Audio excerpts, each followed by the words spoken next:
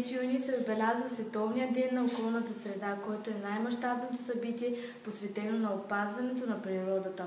От отбелязването му за първи път през 1972 година до сега, хората са организирали хиляди събития от почистване на квартала и противодействие срещу престъпленията на дивата природа, до залесяване и възстановяване на съществуващи гори. Навсякъде по света екосистемите са застрашени. От гори и сухи земи до земеделски земи и езера, природата, от която зависи съществуването на човечеството, достига повратната си точка.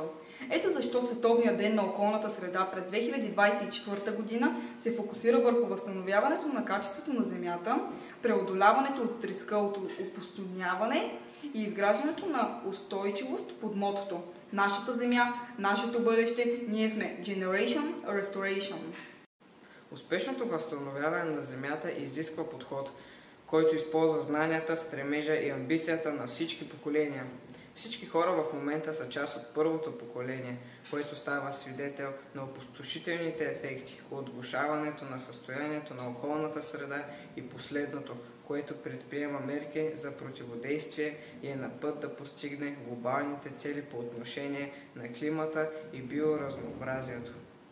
Ние може да бъдем поколението, което най-накрая ще сключи мир с Земята.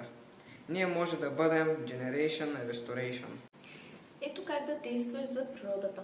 Промени начина си на хранене, като използваш по-природосъобразни храни, обърни особено внимание на източниците на протеини. Остави някои диви зелени пространства в градината си, където опрашителите и наземните насекоми могат да виреят. Избягвай да купуваш пластмаса за еднократна употреба.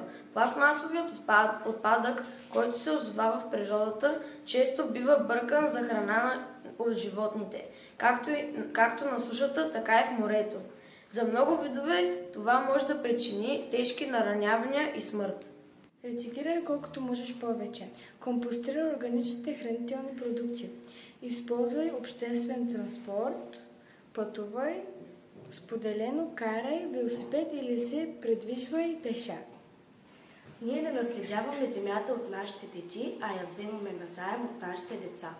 Земята, природата не е просто една даденост, а е едно богатство, за което трябва да се грижим и тези грижи да бъдат в дългосрочен план. Бъдещите поколения ще берат плодовете на това, което правим сега със земята.